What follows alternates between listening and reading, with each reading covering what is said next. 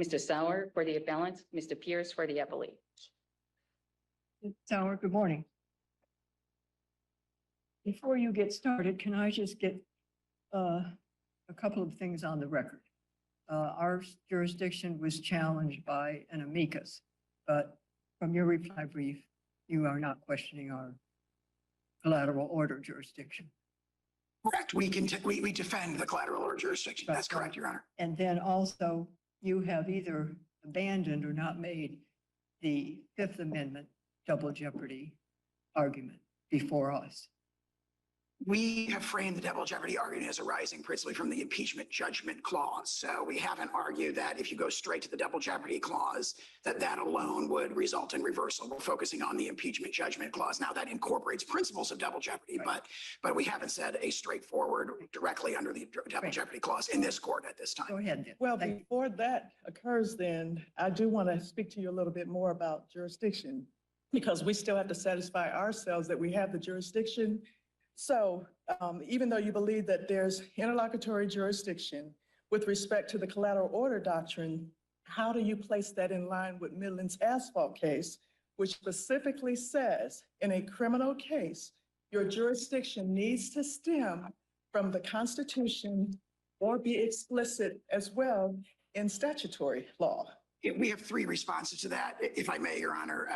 One is, of course, that if you look at the language of Midland asphalt, what Justice Scalia is discussing in that case is particularly a situation where the right is one, the legal and practical value of which would be destroyed if it were not violated before trial. And these claims of absolute immunity fall right in the heartland of that description of that right.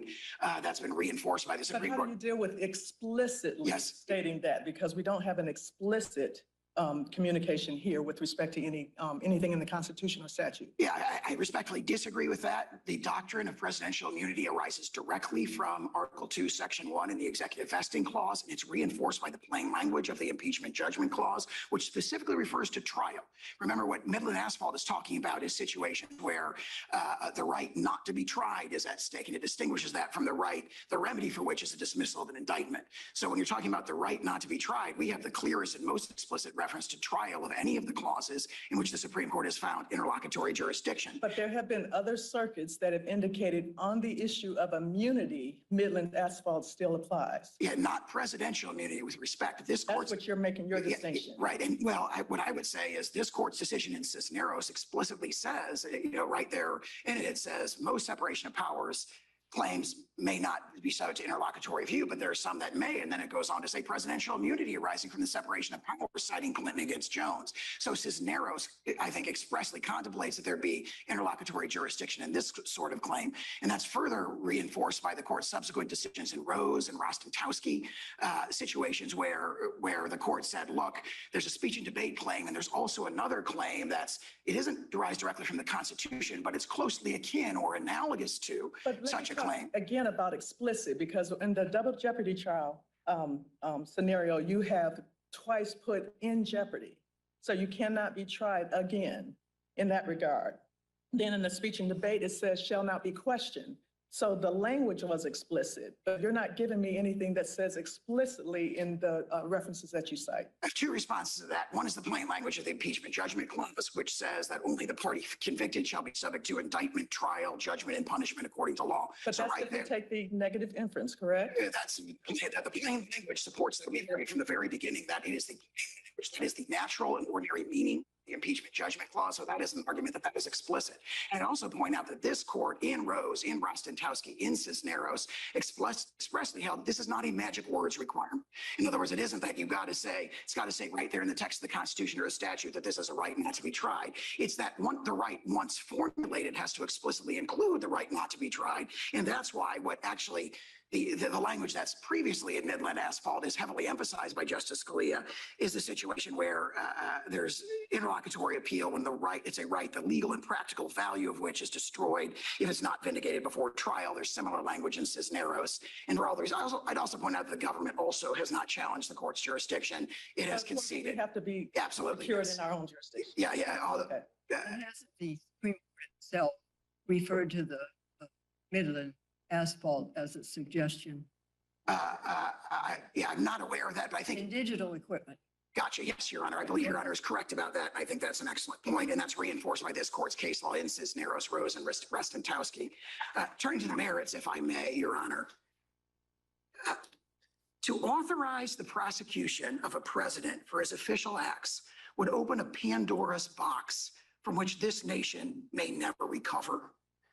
Could George W. Bush be prosecuted for obstruction of an official proceeding for allegedly giving false information to Congress to induce the nation to go to war in Iraq under false pretenses? Could President Obama be potentially charged with murder for allegedly authorizing drone strikes targeting U.S. citizens located abroad? Could President So can I explore sort of the implications of what you're arguing? I understand your position to be that a president is immune from criminal prosecution for any official act that he takes as president, even if that action is taken for an unlawful or unconstitutional purpose. Is that correct? with an important exception, which is that if the president is impeached and convicted by the United States Senate in a, proceeding that reflects, widespread political consensus, that would authorize the prosecution under the plain language of the impeachment judgment clause. So Okay. yes, with that exception. So it seems to me that there are a lot of things that might not go through that process because it's quite a cumbersome process that requires the action of a whole branch of government that has a lot of different people involved. And so in your view, could a president sell pardons or sell military secrets? Those are official acts, right? It's an official act to grant a pardon. It's an official act to communicate with a foreign government. And such a president would not be subject to criminal prosecution?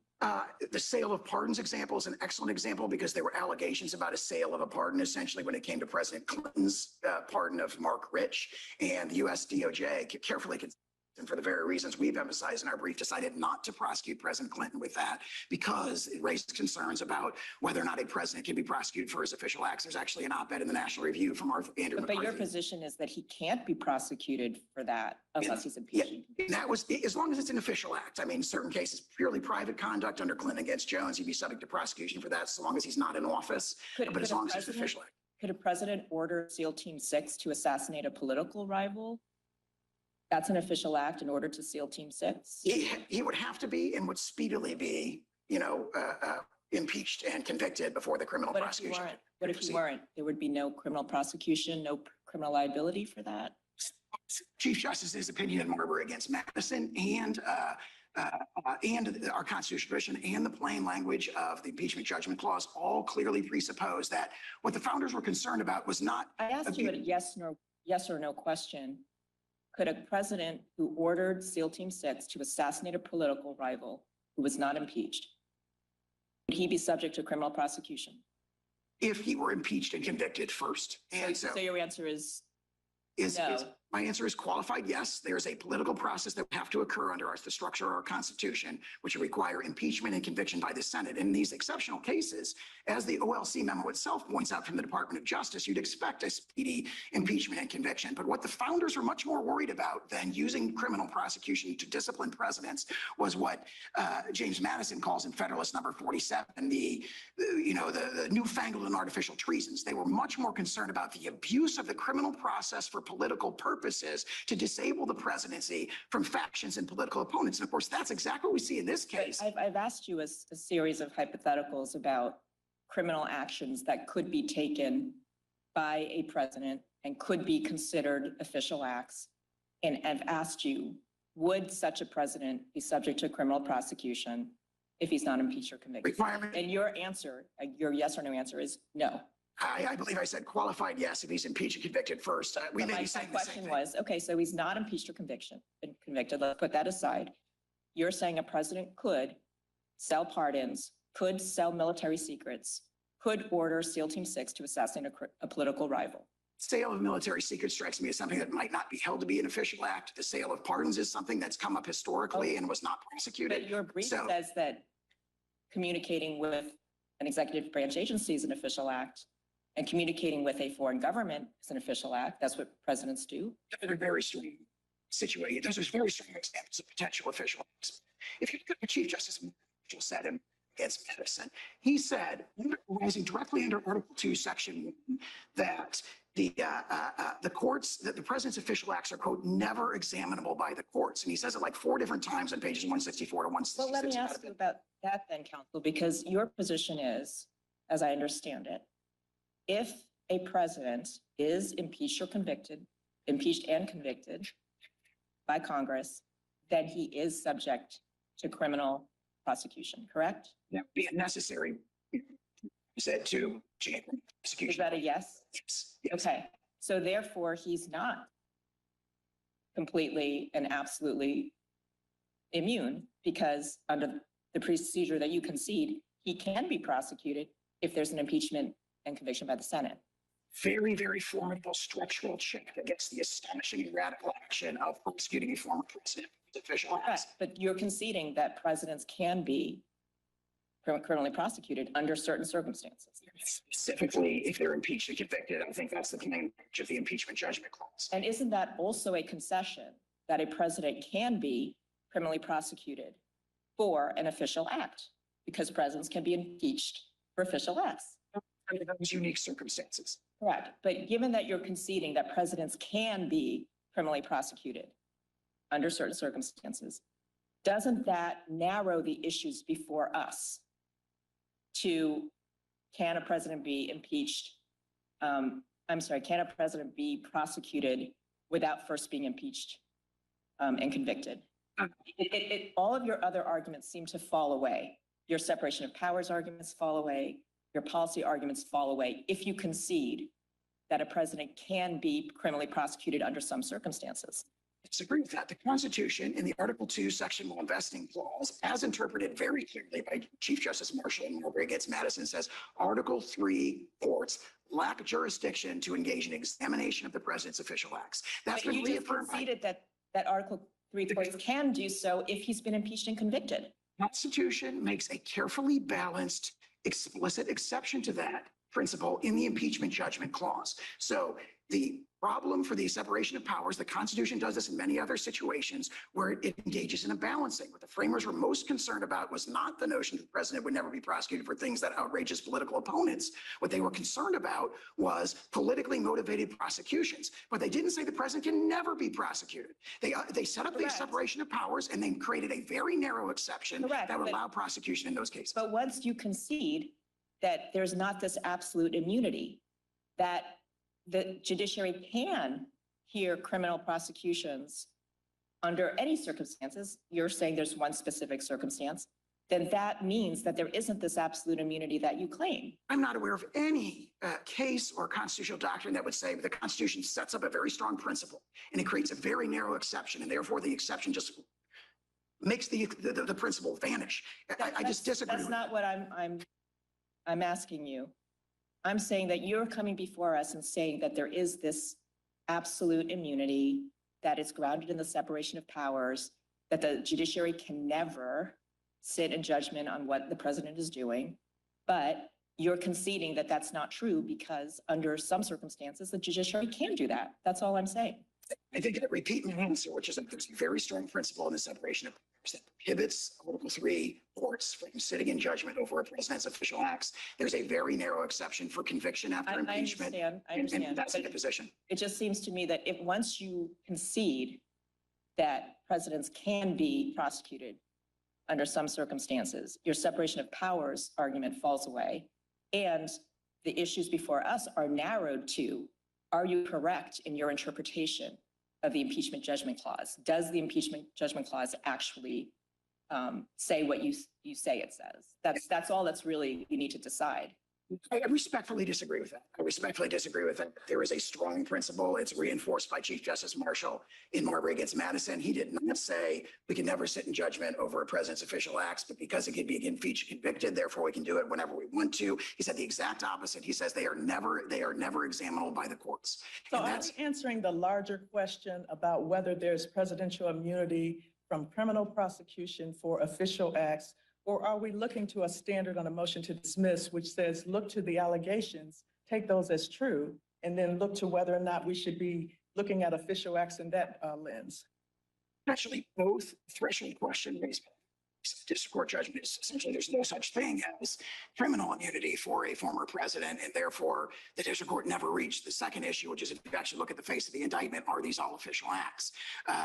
We have strong arguments on both of those things. The notion that criminal immunity for a president doesn't exist is a shocking holding. It would authorize, for example, the indictment of President Biden in the Western District of Texas after he leaves office for mismanaging the border allegedly, and let a Texas jury and Texas judge sit in judgment over the validity of his But you acts with also respect to the border. indicated earlier that when there were pardons or when people were not prosecuted, not everybody goes through an impeachment proceeding before they actually get prosecuted, because that's within the discretion of the prosecutor. Only for subordinate officers. So as the OLC amendment points out very clearly, the founders, the framers actually in the Constitutional Convention clearly contemplated that that sequence that I've described would be mandatory. He would have to be impeached and convicted first before you could go on But to. impeachment also only deals with certain crimes, bribery, treason, high crimes and misdemeanors. Yeah, and if you look actually at what is said in the Federalist number 65 by Hamilton about that, high crimes and misdemeanors basically cover anything that the U.S. Senate makes a political judgment justifies removing him from office and authorizing But a prosecution. prosecutor is impartial, does not make political judgments, assumingly, to charge.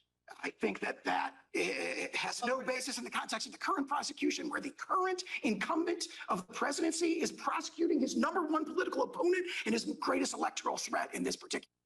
Asking you from the standpoint of what the impeachment judgment clause is designed to do, that it limits itself to certain acts. And then therefore, and if convicted, as you indicated, impeached and convicted, thereafter could be prosecution. But not everybody goes through that process. And of course, it's limited to the certain actors in that regard, but not everybody has to go through that process. Prosecutors later on can come into information and evidence after they've investigated to make their determinations about what they'd like to criminally prosecute. So you're not always confined to whatever would be in the impeachment judgment clause. Whatever the practice has been with respect to subordinate officers, the evidence from the founding generation is clear as you cannot do that with respect to the president. Right. And this is one example of many that's reinforced in all the Supreme Court's case law, the uniqueness of the presidency and the person who occupies the office of the presidency. So, for example, you get repeated statements in Nixon against Fitzgerald. It's reaffirmed in Trump against Mazars, reaffirmed in Trump against Vance and so forth about the unique nature of that particular office. But And therefore, why even under Clinton, where there's a deal cut, under President Nixon, where there's pardon given, there's an assumption that you could be prosecuted, because why enter into those particular acts? those examples are examples of purely private conduct. For example, Clinton against Jones makes very clear that the stuff that President Clinton cut an indictment deal about by admitting to certain wrongdoing in exchange for not being indicted was purely private conduct. Nobody has contended that the president's immune from prosecution for purely private conduct. It's the question is, can he be indicted for official acts? And you referred to the pardon of President Nixon. We have two things to say about that. President Nixon was accused of a wide range of purely private conduct. He was facing potential indictment for that at the Okay, time so the pardon was issued. Back to purely private conduct. If we go to the indictment, they are not alleging purely, they're alleging that this is private conduct, but it's subject to fraud, not official acts. So why don't you speak to that, since you said that we have to look at the broader question as well as the indictment? Yes, Your Honor.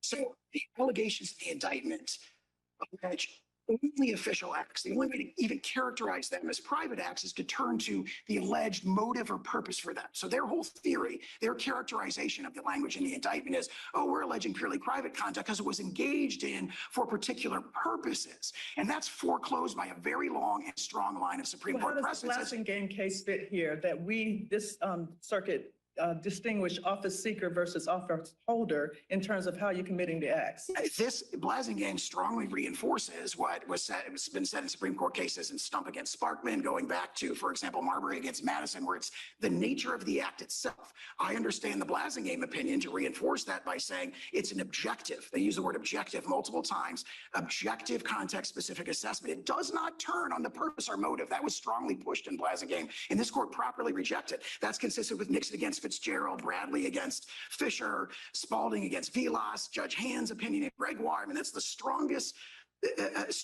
principle of law in this I'll context. turn to my colleagues because I've taken up your time, but we'll give you what you need. With respect to the actual indictment, it does not gloss over what, and put it in terms as you're describing. So if we look at the face of the indictment as to what's charged, when it's gone through a grand jury process, unlike the impeachment judgment clause, how do we look at those particular acts as described? Because we have to take those at face value. There's clear guidance on this from Nixon against Fitzgerald, where Nixon against Fitzgerald, the allegation was President Nixon had unlawfully terminated a whistleblower, essentially. And that whistleblower came into court and says, this is not subject to immunity because it was unlawful. And the court said, we're not looking at that granular level of detail, and we're not considering, most importantly, the alleged motive for these acts. It said that the level of specificity to consider it is conducting the business of the Air Force. Similar here, if you look at the indictment, there's 5 classes of conduct that are alleged, many of which are just obviously official conduct. Meeting with the U.S. Department of Justice about who should be the cabinet level officer running that. Is it the heartland of the appointments power? You said many of which, so now. I really, all of which. I mean, Arcanich is all which. There's one exception because there's allegations about the ellipse speech, and under Blasingame, the contention was made that they should be remanded for that. But if you look at the other public statements, for example, President Trump's tweets, the Second Circuit held in Knight First Amendment Center that it was based on overwhelming evidence. That's an official channel. His Twitter account during the presidency was an official channel of government communication. And under the objective test and Blasingame, all those tweets are obviously immune. So also with meetings with the Department of Justice, meeting with members of Congress, that falls right within the heartland of Article 2, Section 3, which authorizes the president to communicate with Congress about the matters that he views as expedient. Let me ask you, first of all, I don't believe you were counsel then, but what about the 2 concessions made in the first impeachment proceeding and then in Trump v. Vance, that impeachment should be stayed and wait until he's out of office when he would be subject to criminal liability?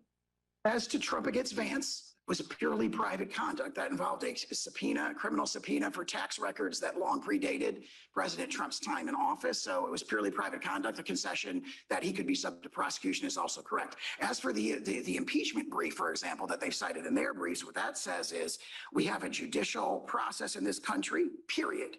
We have an investigative process in this country to which no former office holder is immune. It did not say there could never be raised an immunity defense. It said criminal process can go forward. There's a quote in the congressional record in which your client said through counsel, no former office holder is immune from investigation and prosecution. Investigation is what there's no immunity to. Well, that may be true of subordinate officers, but as to the principal officer, the president, he is immune unless he is impeached and convicted. Again, it comes back to the point He was president at the time, and his position was that no former office holder is immune. And in fact, the argument was there's no need to vote for impeachment because we have this backstop, which is criminal prosecution. And it seems that many senators relied on that in voting to acquit. That relies on speculation. Said, I think, statement. The court, I think, lacks the ability to intuit what motivated senators' votes in the impeachment process. What the Constitution says is you must be impeached and convicted. The question that Judge Henderson was asking you was, you took the position, or your client did, during the impeachment proceedings, that there would be an option for criminal prosecution later, and it's in the congressional record. And I guess the question is, what has changed, or why have you changed your position? To agree with that characterization of the statements in the congressional record, I believe there was a distinction between the judicial process and the investigative process. That was in the quote that I just read. In addition to that, whatever concession may or may not have been made there would not have a res judicata effect in this proceeding. These are very different proceedings. And again, the notion that no one is immune from the judicial process and the judicial process should go forward is fully consistent with the notion that defenses, including presidential immunity, which again is rooted in the separation of powers, could be raised in those processes. So the notion that there could be a criminal process and then defenses like this could be raised in that process is I think, pretty straightforward. There's no concession that there's no such thing as criminal immunity. There's no concession in those proceedings that what the district court in this case did, the very kind of astonishing holding that no president is criminally immune from prosecution is just, I think it's not there in the congressional record. Let me go back to Marbury versus Madison, and you isolated that one sentence.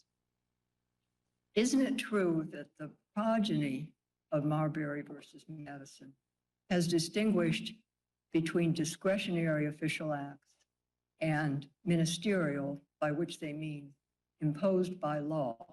And that it's the latter one in which he can be held liable. And I want you to address both U.S. v. Johnson and the Commonwealth of Virginia, because the first one deals with the speech and debate clause. And the Supreme Court said, in essence, lop off all of the evidence dealing with the speech and debate. He can still be prosecuted, that is, that congressman, for, I think it was conspiracy to defraud the U.S. or something. And then in the Commonwealth of Virginia, you had the judge who had been charged with a crime under which you could not discriminate in picking juries based on race. And my reading of that case is that the language that you isolate in your reply brief, that it could just as easily be done, that is the choosing of the jury, a ministerial act by someone on the street. To me, that means when you have a duty that is imposed by law, picking a jury, they said was ministerial, imposed by law. Whether you're the man on the street, whether you're the president, whether in that case you're the judge, you can be held criminally liable. And that's how I read, if not Marbury, the progeny. That is, you can't stop an official act. You have to say, was it a discretionary official act or was it a ministerial? I agree with that characterization of Marbury. I think that distinction is present in Marbury itself. And I think what I would respond to that is to say, first of all, that extension has never been extended up to the president, and for good reason, because for over 200 years, the courts have held we can't sit in judgment over the president's official acts under any circumstances. So, for example, Mississippi Not against criminally, Johnson. though. Not criminally. We don't have any criminal. That's correct. It's never arisen until this case. That is absolutely correct. But if you look at every civil context, what they've said, you keep in mind that what Chief Justice Marshall says is never examinable.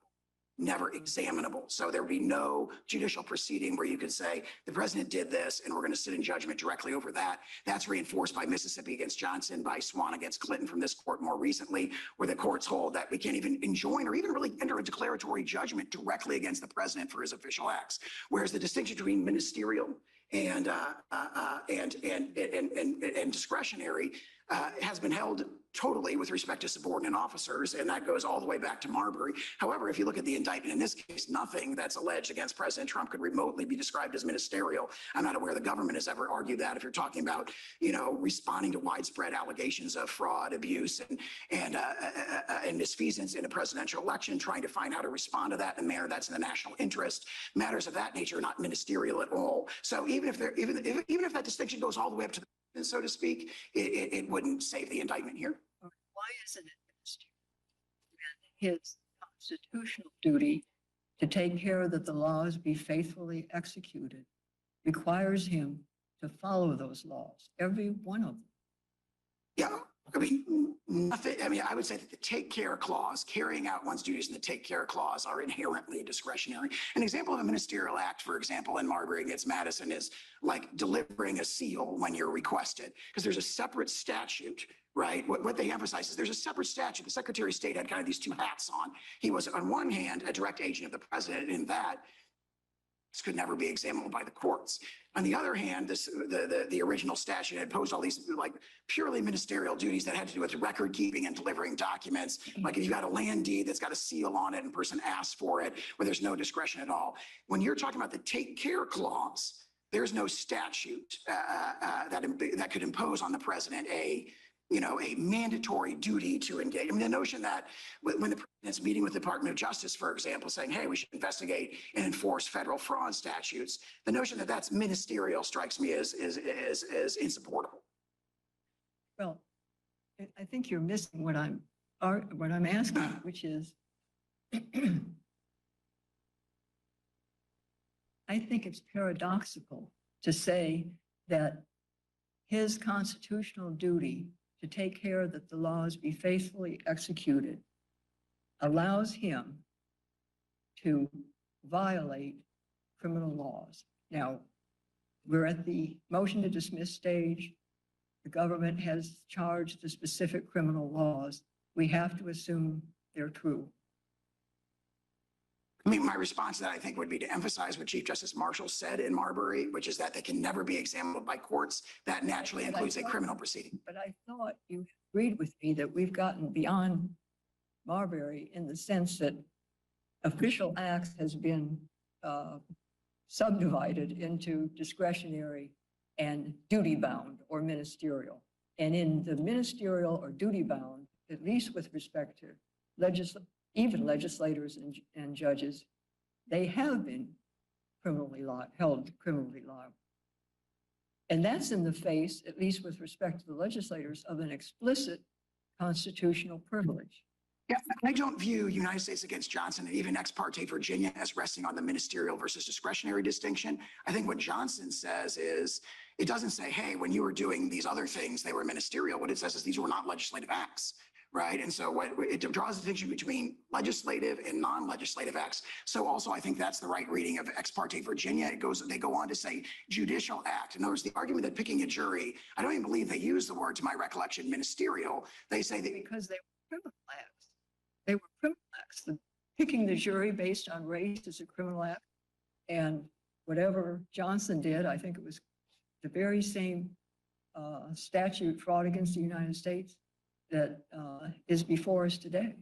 again, I would say that the distinction in those cases is between, in the judicial case, Johnson, the legislative case, Johnson, is between legislative acts and non-legislative acts. The distinction in Ex parte Virginia is between judicial acts and non-judicial acts. That phrase is used. And here, the distinction is between presidential acts and non-presidential acts. And everything that's alleged in the indictment is a presidential act. Your Honor, I see. Counsel, Go ahead. May I? There are a number of precedents or cases in which the Supreme Court has reviewed actions by the president. The seminal case of Youngstown Sheet and Tube, where the Supreme Court reviewed Harry Truman's seizure of the steel mills during the Korean War. There's also the case of Little versus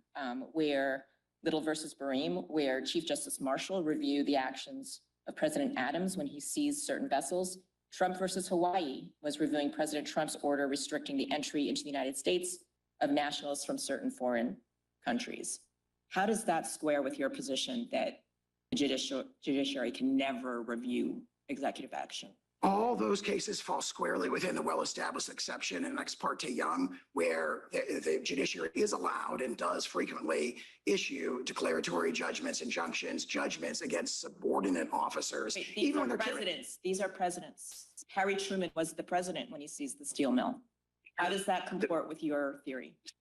In that case, was an injunction against the Secretary of Congress, not against the president. This court has reaffirmed very recently that you cannot issue an injunction directly against the president. The court has no jurisdiction to do that. Cannot enter. It strongly indicates in Newdow against Roberts that the court can't even enter a declaratory The court judgment. can review presidential action if, on paper, they direct their judgment to a subordinate officer. Is that what you're saying? Because these are presidential actions. The court can definitely enjoin the actions of subordinate officers that violate the Constitution. That is Ex parte Young. All the I cases understand, fall but within the I'm asking you a different question, because these are presidential decisions, presidential actions. And you're saying that the court can review presidential actions as long as when they issue the judgment, they issue it to a subordinate. In direct context. It can directly sit in judgment over the president's official acts. It's been established for over 2 years. You're using the impeachment judgment clause essentially as a negative implication with respect to that the civilian officer or president, of course, has to be impeached and convicted and then nevertheless thereafter. If there is an acquittal, how are you using it in that regard? Because sometimes, and particularly in this case, the acquittal can arise from lack of jurisdiction, not actually trying the merits of the case. The impeachment judgment clause doesn't distinguish between those sort of merits-related acquittals and non-merits-related acquittals. Frankly, the same sort of thing comes up in just criminal prosecutions under the double jeopardy clause, where, you know, a determination that the defendant is acquitted does not necessarily reflect an actual determination that they're not factually guilty. And in fact, this is emphasized in the OLC memo that they themselves address, that actually, that determination often reflects things that are distinct from the merits. So that doesn't, I think, in any way undermine the sort of double jeopardy force, so to speak, of the impeachment judgment clause. And one of the briefs indicated that Jack Smith is improperly appointed. Do you have a position there? It's a very persuasive brief, but I can see we have not raised it in this case. I think it raises very powerful questions, but we haven't raised it in this case at this time. Just about the effect of Blasingame. If we say we can't determine if these acts are official or private, I want to stay away from that. I'm going to say ministerial or discretionary. And Blasingame characterizes it in terms of office seeker versus office holder. What is your position about, would we have to remand it for the district judge to decide in the first instance whether these the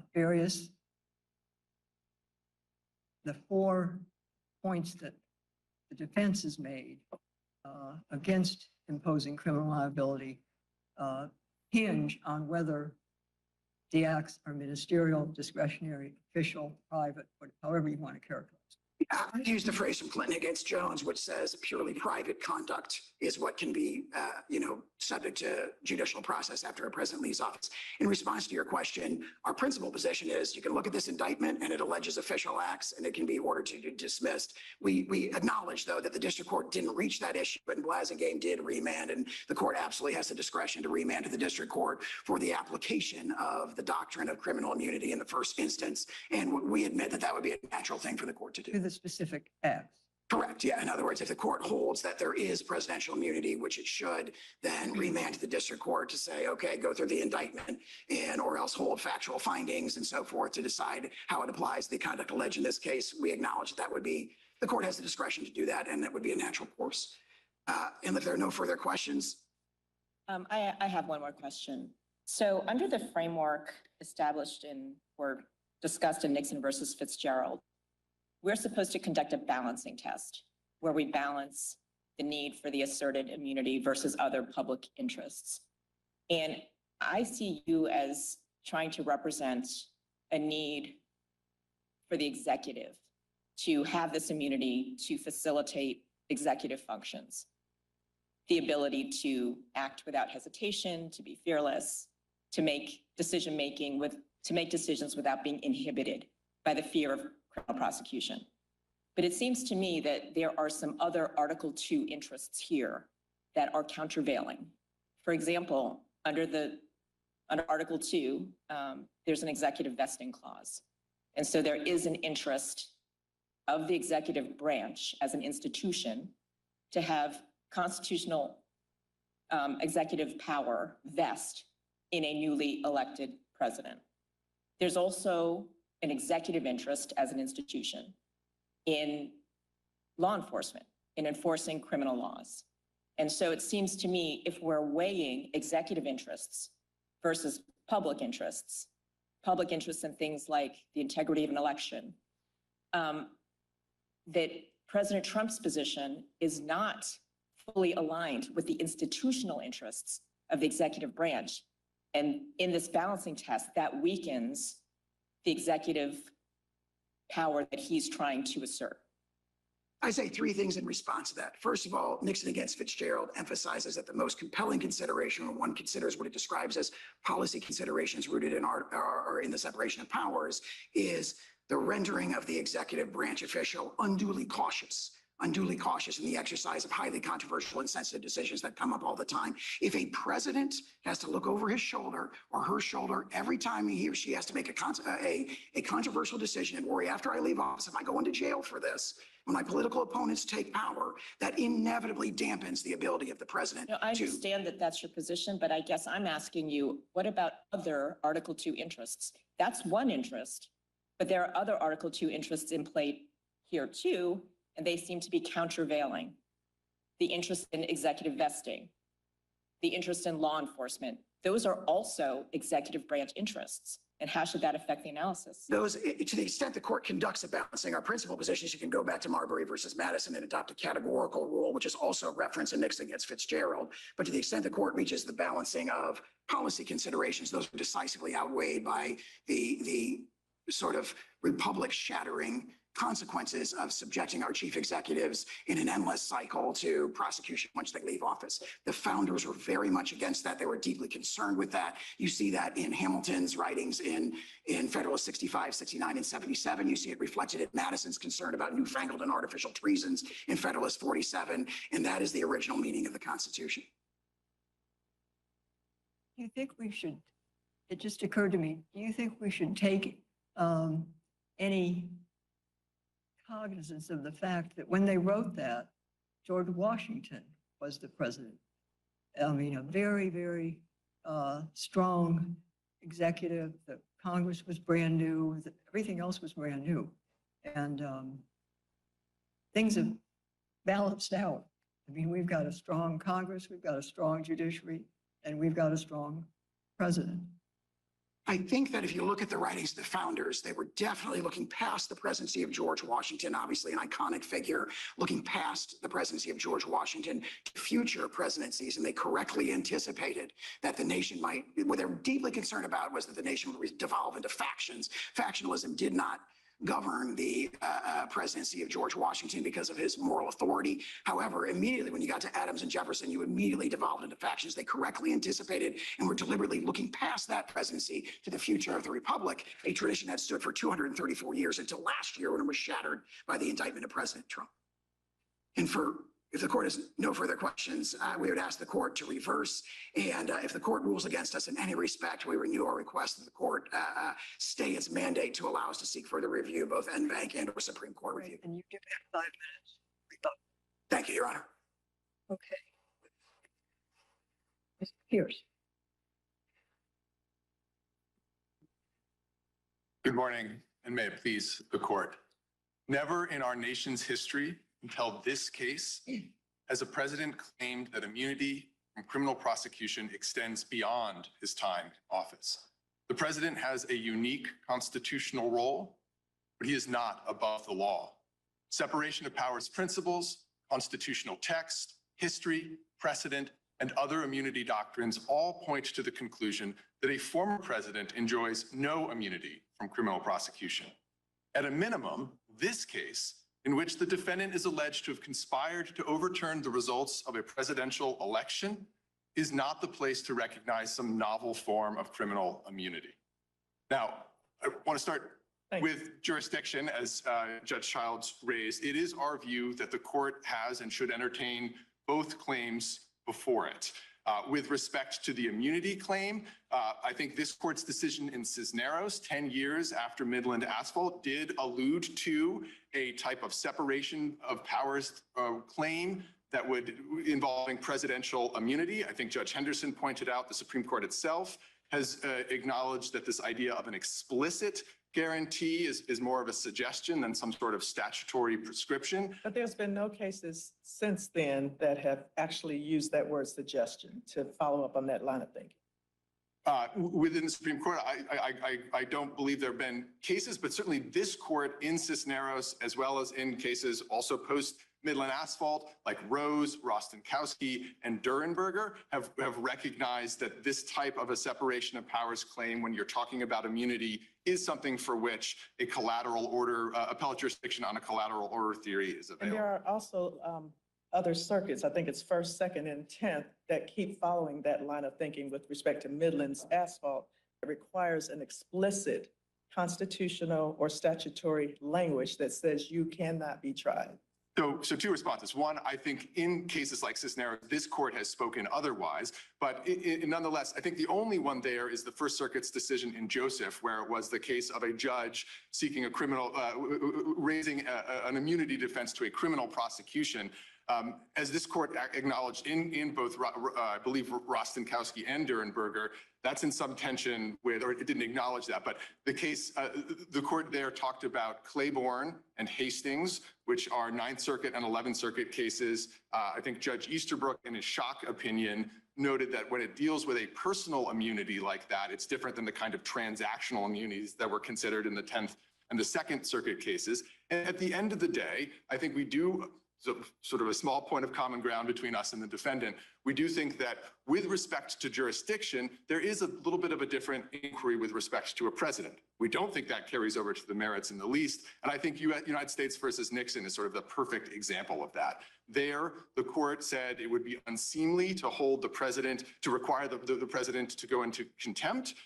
Nonetheless, reaching the merits, of course, rejected President Nixon's absolute executive privilege claim and required that the You don't see a distinction on the civil versus criminal context, because the cases I'm referring to are civil, criminal cases. So I don't, and Rose said as much here when talking about civil and criminal with respect to speech or debate. And again, I mean, I know this Nixon versus Fitzgerald is a civil case, and we strongly disagree that it should be applied here for many of the reasons that Judge Pan set out. But I do think with respect to the immunity, again, given the language in Rose, that would supply basis for this court to entertain the immunity claim. But Now- why aren't you taking the position that we should dismiss this appeal because it's interlocutory? Doesn't that advance your interests? Our interests are twofold. One, as in United States versus Nixon, it is doing justice. And then a second is indeed to move promptly to satisfy and vindicate the public's and the defendant's interest in a prompt resolution of this trial. But doing justice means getting the law right. And it's our view that even if a dismissal on jurisdiction might move this case faster, actually empirically that's hard to know, we just don't think that's the right analysis here on either immunity or the second claim. So we have a line of cases, including Kramer versus Gates and American Hospital Association versus Azar. It says that we can assume hypothetical statutory jurisdiction and reach the merits of a case. Statutory jurisdiction being distinct from Article 3 jurisdiction, which we could never assume because that implicates the power of the court to act. So if we had discretion to reach the merits versus just dismissing this case under Midland Asphalt, which I think is a strong precedent, which suggests that this appeal is interlocutory and does not fall under the collateral order doctrine.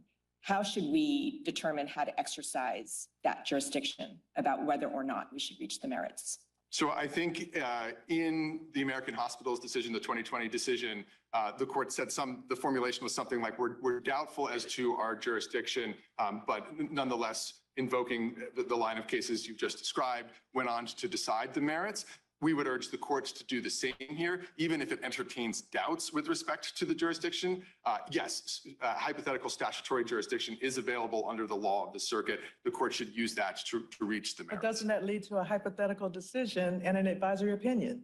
No, I think so we The disagree. Supreme Court has said that. No, I don't think the Supreme Court has said that. I mean, the Steele Co. is kind of the leading Supreme Court decision, and then some courts, including this court, has devised a hypothetical statutory jurisdiction doctrine. Now, if this court were to dismiss for lack of jurisdiction and then say, nonetheless, as an alternative holding, here's how we would come out on the merits, that I think would be improper. That is what I understand the American Oversight Brief to be suggesting at footnote 11 on page 20 of its brief. That I don't think is something the court could do. I understand the hypothetical statutory jurisdiction piece to allow the court to say, you know what, this is hard.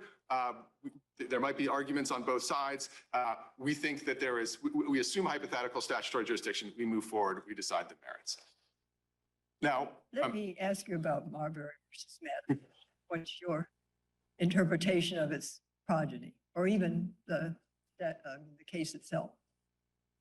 So our interpretation is much closer in line with what I think I heard Judge Pan setting out and similar to yours. It certainly does not erect a unreviewable power for the presidency. I think the sort of the prime example of that is the Steele-Sheezer case, the Youngstown case. That was President Truman closing the steel mills. That was the court coming in and reviewing that. We see that all the way through to the present. And so it's hard to see any world in which the court just says, we can't intervene here. We do see, I accept the court's Judge Henderson, the distinction between sort of ministerial and discretionary acts. Compliance with the law is not some sort of discretionary call, right? It is something that I fully endorse or agree with the idea of the paradox of a president, on the one hand, having the Article 2 take care responsibility, and on the other hand, sort of seeing the law as compliance with the law as optional. Let me switch and ask you,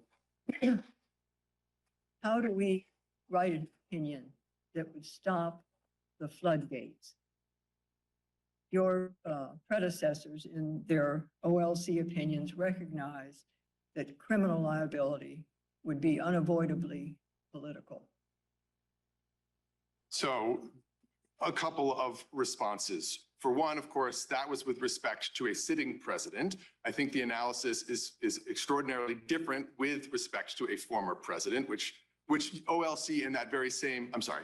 But not with respect to being necessarily political.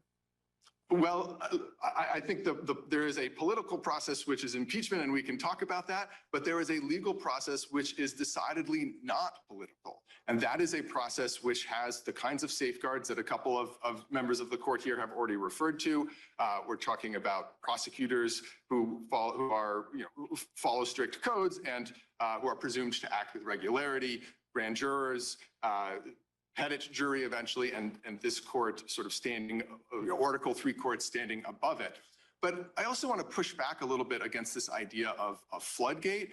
At least since the Watergate era, 50 years ago, has there been widespread societal recognition, including by presidents and the executive branch, that a former president is subject to criminal prosecution. And Nixon was not about private conduct. Nixon was about, among other things, using the CIA to try to interfere with an FBI investigation. He then accepts a pardon, understanding that after having resigned, right? So again, I think that also undermines this impeachment first argument.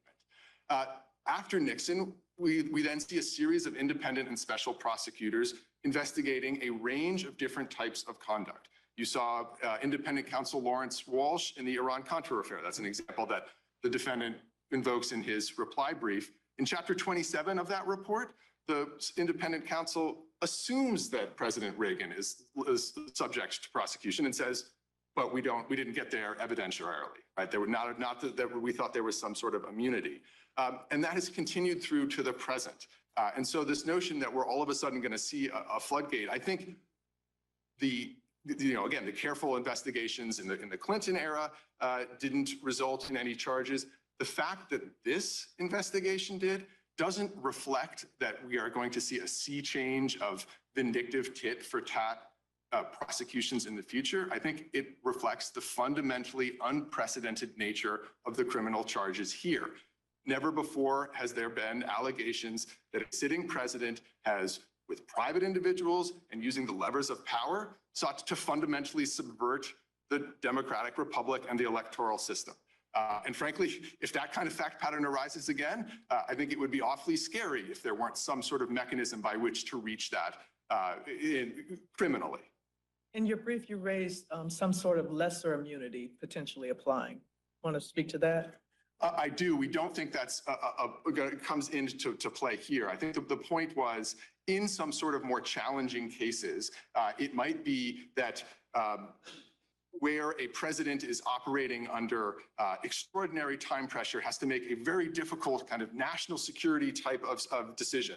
Do I go in and commit this kind of, do we order the drone strike under these circumstances? A president will often have a cadre of lawyers to advise him or her. The lawyers say, Madam President, we'll get you a memo in 2 months. That's not going to be enough in that situation. If there were a drone strike, civilians were killed, that theoretically could be subject to some sort of prosecution as murder. I think that might be the kind of place in which the court would properly recognize some kind of immunity.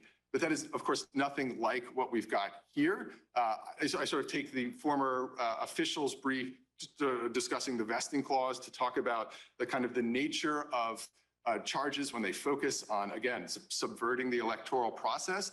at a minimum, there should be no type of immunity that covers that. So are you saying it should be a case-by-case balancing in each case, whether there's immunity, or how does this work as a legal standard? So we think that it should just be, as the district court held, a finding.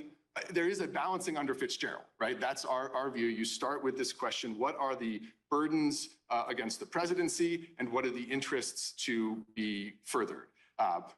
The answer to that question under Fitzgerald, we think that the burdens that my friend talks about on the other side are overstated. I'm happy to just describe why. We think the interest in the public's interest in on an ongoing criminal prosecution means that there should be an across-the-board rule that a former president is indeed subject to criminal prosecution.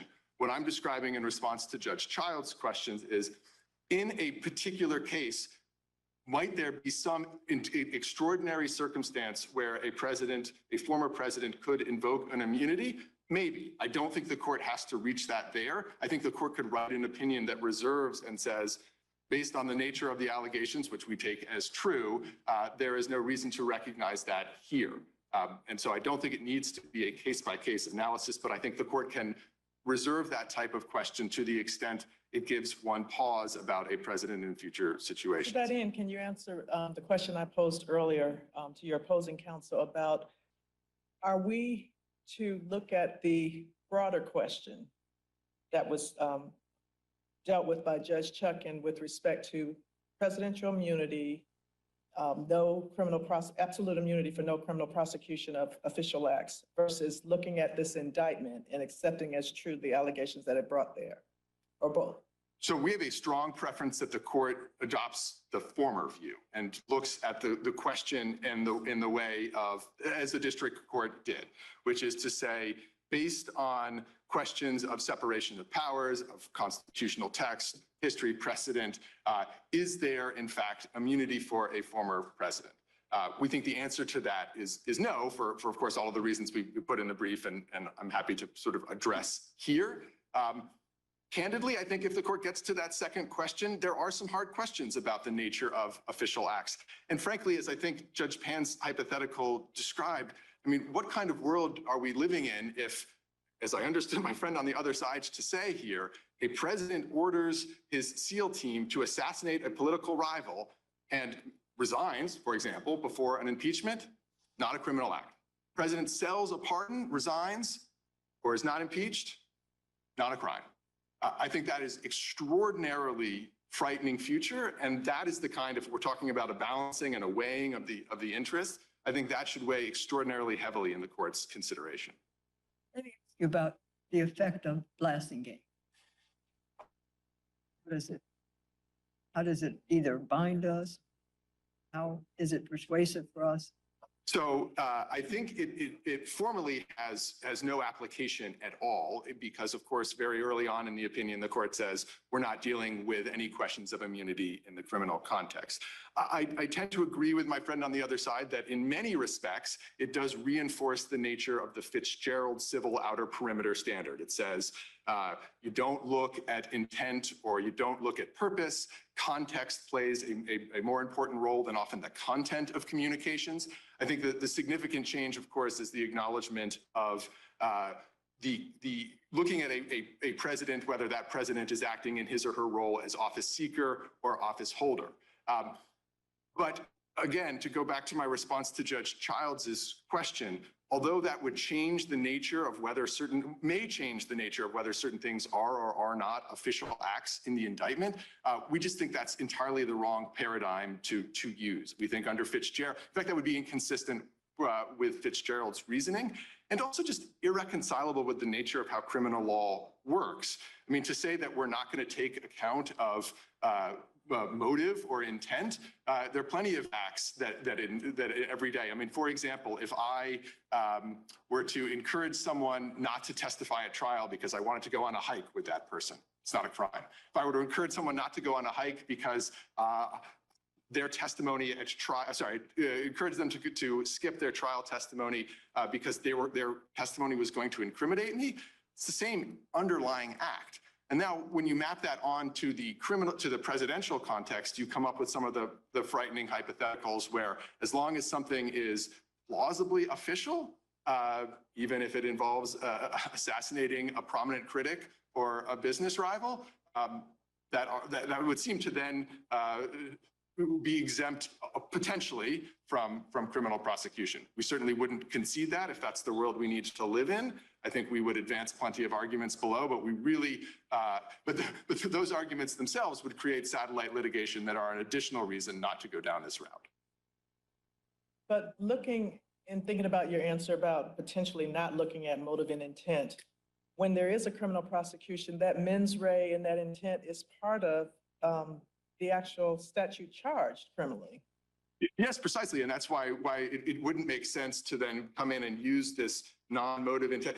As I understand how Fitzgerald outer perimeter standard might work, it could say those types of official acts, official conduct, that is something from which the president is immune. You don't ever get to that second question of, well, did that person act then with mens rea? Can we prove it beyond a reasonable doubt? Because it is at least under a theory where it's not available at trial, then there's no way to reach that conduct. When we're looking at this indictment, though, back to Judge Henderson's question about the use of Blassingame, some of the acts are same or similar, and there was direct discussion of it in that opinion as determining whether it was office seeker versus office holder. So do we use Blassingame at least for that? So if this court decides the case the way the district court did, then I don't think Blassingame has any role to play at all, because there is no question of whether, was this act official or were these sets of allegations official? The question is, based on a Fitzgerald analysis and history, precedent, et cetera, is there any quantum of immunity for a former president? We think the answer to that question is no. There's no reason, as the district court also found, to turn to the indictment and consider this outer perimeter, this civil outer perimeter standard. How about if we don't decide it the way the district court did? If you don't, I suppose a lot would. On the Blassingame. So there are a lot of different ways this court could not decide it that way. I think to pick up on my response to Judge Childs, we certainly stand by our view in the brief that some substantial number of allegations would fall outside of an outer perimeter, and that I think is enough to affirm. I think either parties are urging the court at that point to then send, of course, the case back to the district court. I think that then would create a series of challenging questions that I mentioned earlier. What are the evidentiary theories under which that evidence could potentially come in? But it would be our strong view, and we would want, if the court followed that route, which we urge the court not to make clear that immunity is an on-off switch, right? This is the immunity appeal. If the court says we affirm, we send it back, there's no immunity, then other things become evidentiary questions or questions really of jury instructions, in which any appeal is then an appeal from a final judgment, if any final judgment. And the immunity defense is never lost. Well, I don't think it's immunity at that point. I think this court will, in what I've just described, will have said there is no immunity. There may be some types of other challenges as evidence comes in at trial. But again, I think that would lead to this extraordinarily complicated litigation that is not the top line reason, but certainly among the reasons why the court should not go down that path. Since President Trump concedes that a president can be criminally prosecuted under some circumstances, he says that that is true only if he is first impeached and convicted by Congress. Do you agree that this appeal largely boils down to whether he's correct in his interpretation of the impeachment judgment clause? That is, if he's correct that the impeachment judgment clause includes this impeachment first rule, then he wins. And if he's wrong, if we think the impeachment judgment clause does not contain an impeachment first rule, then he loses. So I think that's basically right. I mean, the defendant's theory over the course of this litigation has evolved a bit. And I think now before this court, I understand the argument to be principally sort of a principal submission to be, as you've just described, this, what we call in our brief, the conditioned precedent argument, that there is only liability, criminal liability for a former president if that president has been impeached and convicted. And that is wrong for textual, structural, historical reasons, and a host of practical ones, one of which I'll start with again to just amplify the point.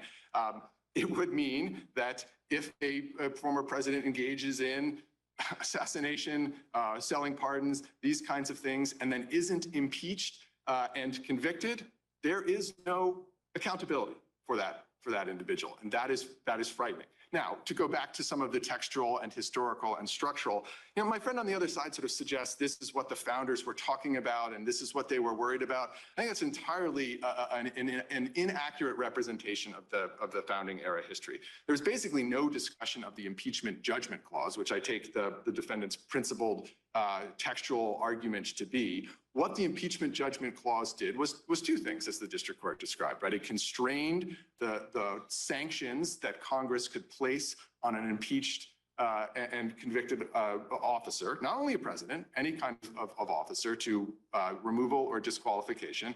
And then it made clear that that impeachment did not impose some sort of preclusive bar on subsequent criminal prosecution. You would think that if there was this kind of impeachment first requirement, impeachment and conviction first, you might actually find something somewhere in the sources, the framing, the convention in Philadelphia, the ratification discussions, early history. There is nothing of that. We've cited certain things in our brief from James Wilson, from Edmund Pendleton, from Representative Dana that say this. Justice Story.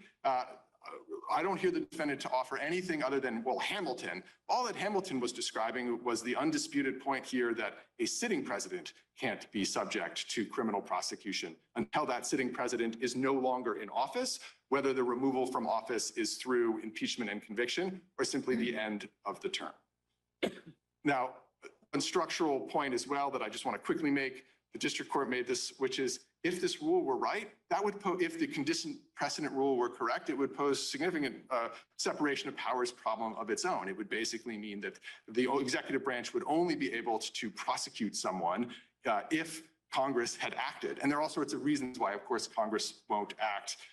For one, they've never believed that it was required. And also, in certain instances, they may decide that they don't have jurisdiction. Many of the members of Congress seem to hold that view with respect to the defendant's second impeachment. Okay. Thank you very much.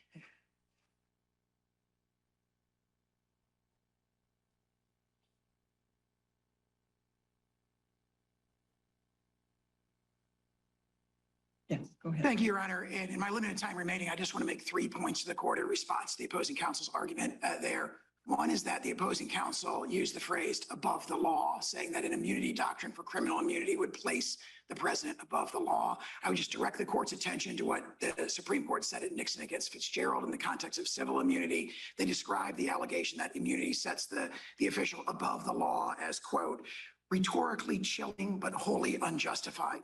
The U.S. Constitution, the separation of powers, the executive vesting clause, the impeachment judgment clause, these are the foundational and fundamental law of our country, and the president's immunity is determined on that. So that is more rhetoric than reality, is what the Supreme Court said in Nixon against Fitzgerald.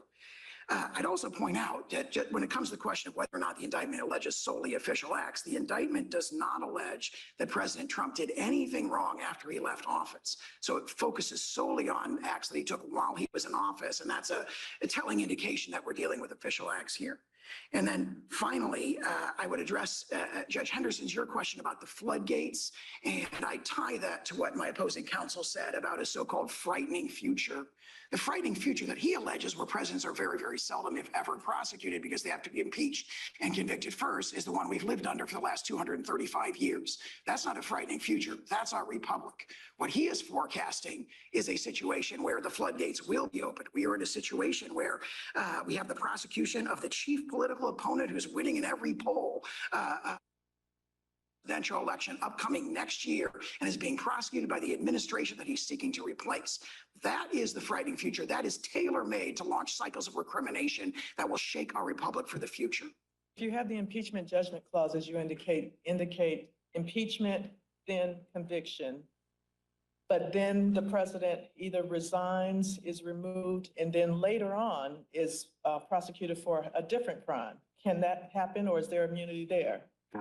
Not sure I understand the hypothetical. Could you say it again? I apologize. Just indicating that if you're resting on that there must be impeachment and conviction, and it's for one set of crimes, but then later on, the president either is removed from office or resigns, and later on, there's a prosecution for something different.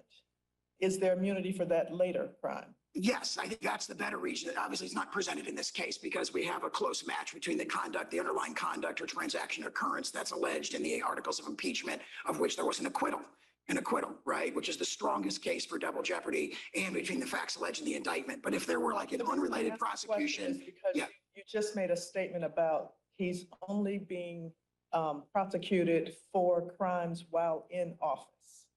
And so that's why I'm asking about leaving office and then thereafter being prosecuted for something different. to be under the plain text of the Constitution, the best reading would be he has to be impeached and convicted for the thing that he subsequently prosecuted. So if he were impeached, convicted, and removed from office, and they charge him with another official act that was unrelated to the impeachment, I think that what Chief Justice Marshall says in Marbury would still govern. I think that's obviously it's not presented in this case. The court doesn't have to decide it, but that'd be my answer.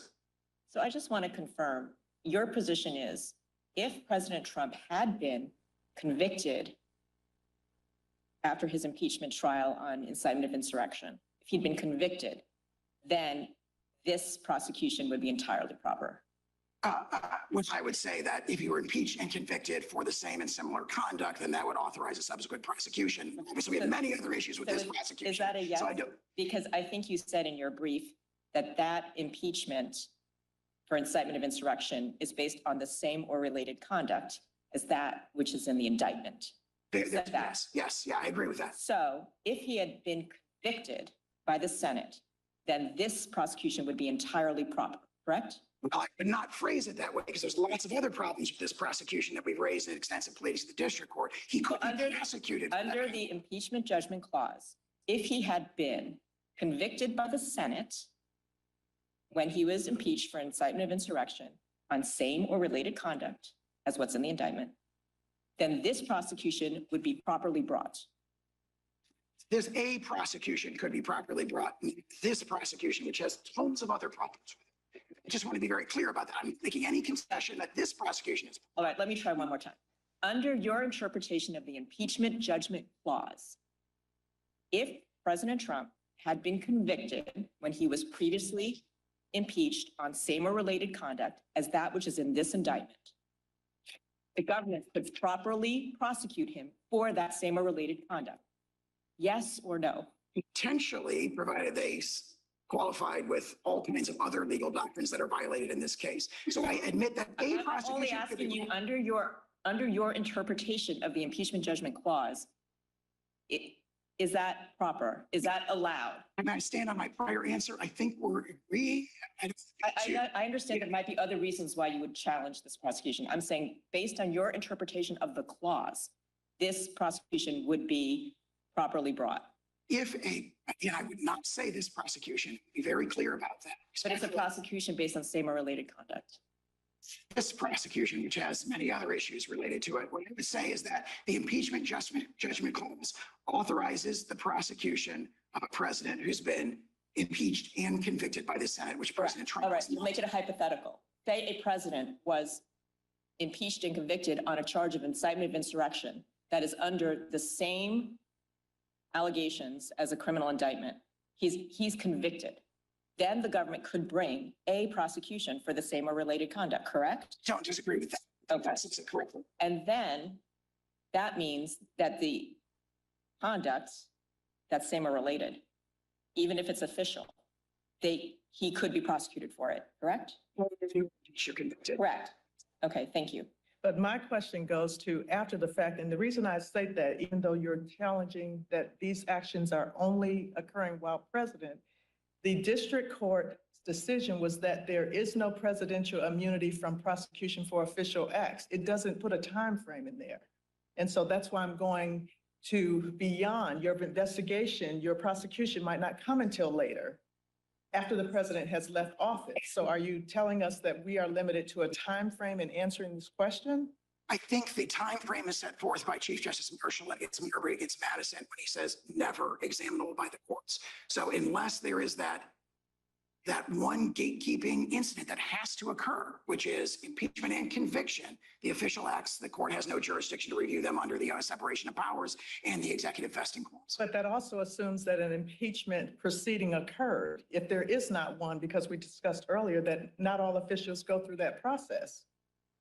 Absolutely. That's a judgment call Right. as to whether that process would even be brought. I would say we have two arguments that reinforce each other. So if there's no impeachment ever and no conviction, then the official acts are immune, period. Further, the impeachment judgment clause incorporates a doctrine of double jeopardy that prohibits it, especially in the case of acquittal. So those are reinforcing doctrines that are set forth in the Constitution. If there are no further questions, we'd ask the court to reverse. All right, thank you.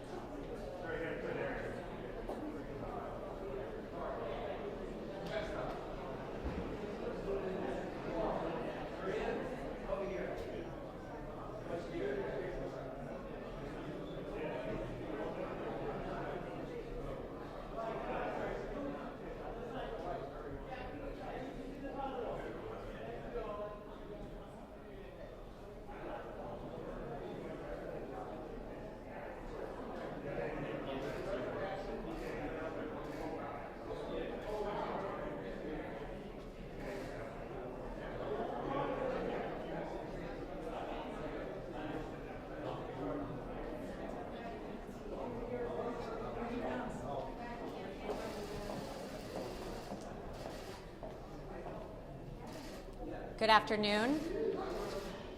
Let's remember that before I walked into court, we had already lost. That was clear with his motion for summary judgment. Before witnesses, before experts, and do I think any of it mattered? I certainly hope so, but for anybody that was been in the courtroom for the last 11 weeks, you heard that there was not one fact against President Trump. There was not one piece of paper that showed anyone committed fraud. And don't forget that Section 6312, a consumer fraud statute, has been wrongfully used against my client, innocent defendants, the organization, and every employee of the Trump Organization, which has single-handedly changed the New York skyline, including the building we are in today. These are special properties. Real estate is an art, not a science. But you know what else is an art? You know what else isn't a science? Political motivated individuals. She's using this to paint a canvas that Donald Trump is a fraudster because they can't beat him in the polls. They can't beat him in the polls, so she ran on Trump because that was the only way she could win. And now, today, after 11 weeks, after 3 years, we have concluded that he indeed committed no wrong. The Trump Organization committed no wrong, and the kids have been dragged in just like the other defendants, and it is wrong. America needs to step up, and there's only one person who can do that. My client, Donald Trump. President Trump, everybody. Thank you very much. Yeah, we've gone through years with this person. She's a political hack, the Attorney General. The judge is obviously extremely friendly with the group, and we'll see what happens. I think maybe he may surprise people on a positive side. We'll have to see what happens exactly. But we've proven this case so conclusively. We've asked for directed verdict many times. They don't have any facts. They don't have any evidence against us. Millions and millions of pages, years of litigation, and all politically motivated. She campaigned on a "I will get Trump." If you've ever seen any of her clips, they're horrible clips, actually. The anger, she's got serious Trump derangement syndrome. There's no question about it. Letitia James, the corrupt Attorney General of New York.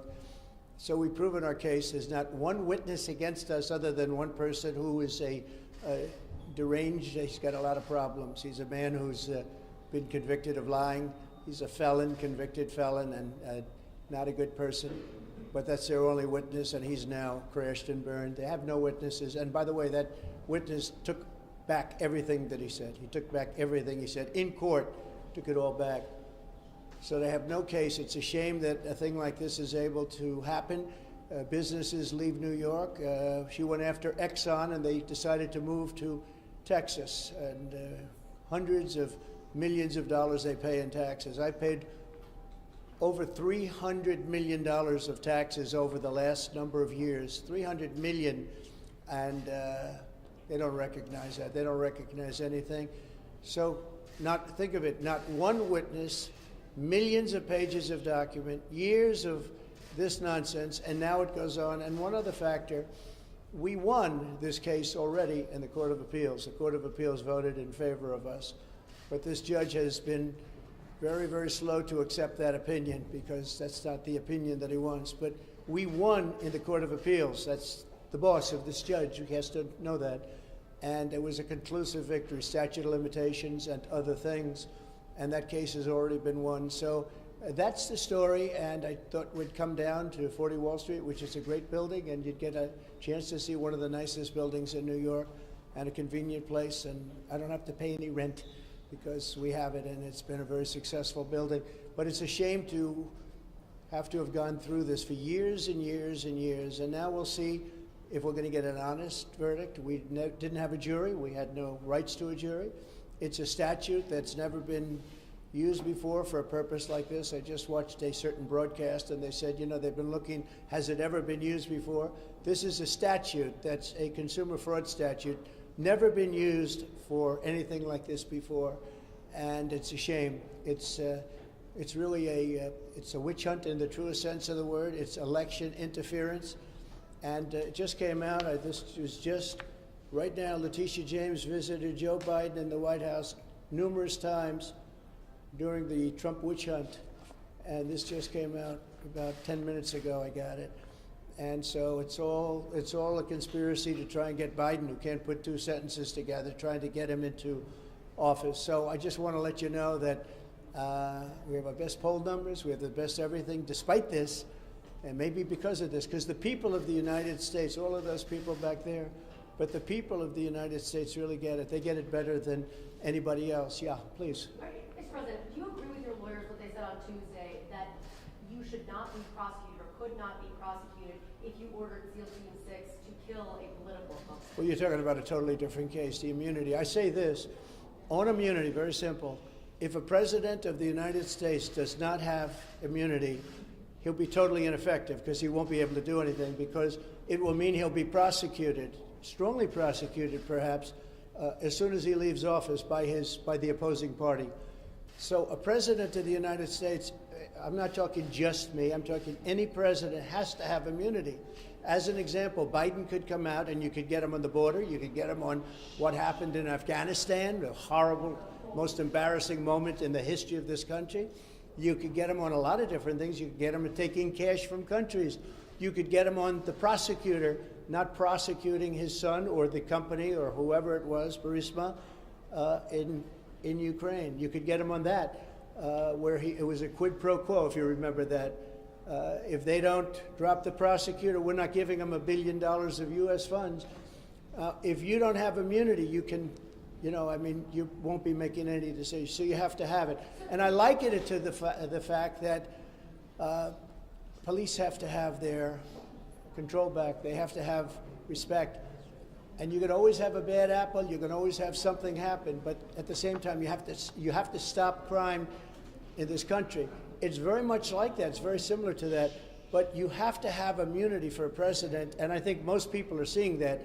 I've read a lot of legal reports lately and scholarly reports that are saying you really have to have a president of this country has to have immunity, or they're not going to be able to function in office. Yeah, Bob? President Trump, we're just days away from the Iowa caucuses.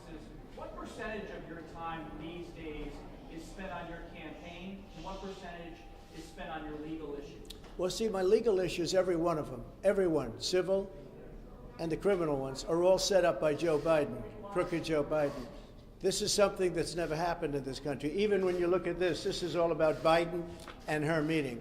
So even the civil ones, this is civil, they're set up by Biden. Every single, just about, case that I'm involved in is set up by Biden. They're doing it for election interference. And in a way, I guess you'd consider it part of the campaign, because if you really look at it, they are doing this. It's never been done like this in this country. It's like we're a third world country, a banana republic. But every one of the things that you write about are Biden indictments. And I don't know, I just got a poll. We just had a poll. It just came out, and we're leading massively in Iowa. We're leading very big in New Hampshire. We're leading because the people understand this stuff. These are all set up. Every time somebody sees me in court, remember, Joe Biden and his thugs that surround him did it. They're trying to get a man in office that can't put two sentences together, and they're doing that.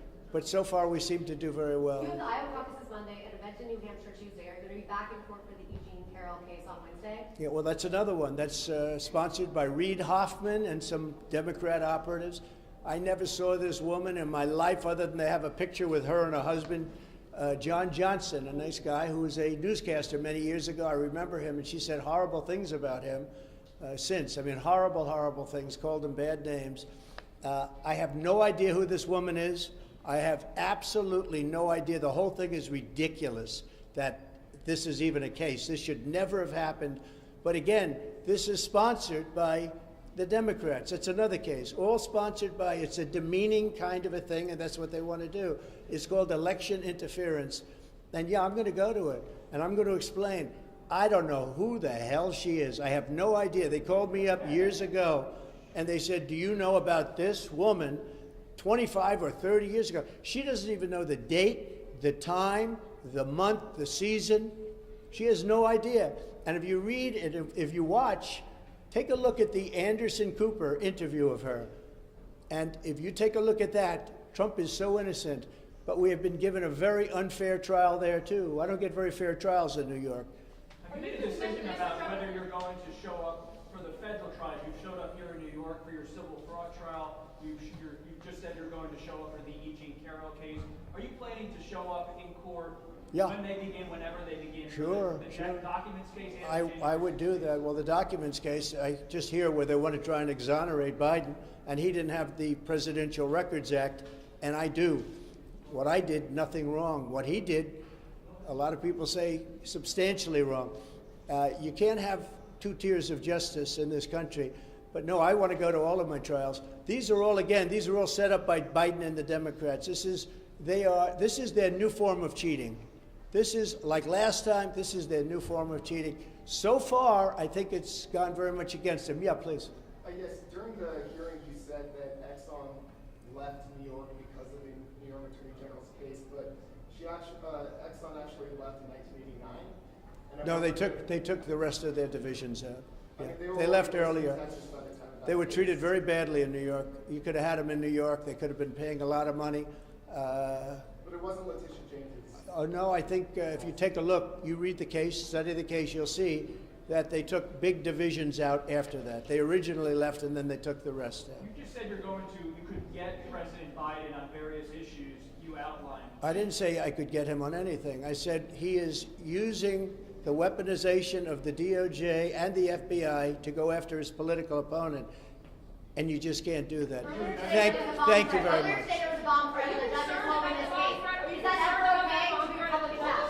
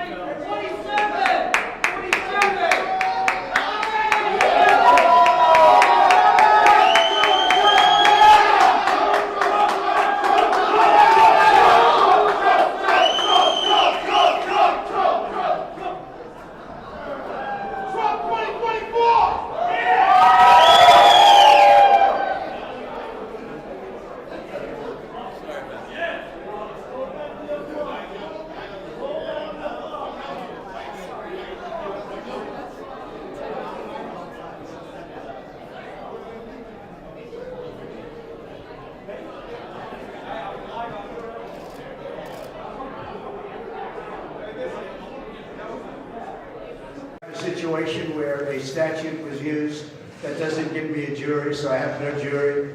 I really have no rights, and it's and nobody thinks it's constitutional. People, legal scholars are writing about it like it's something they've never seen before.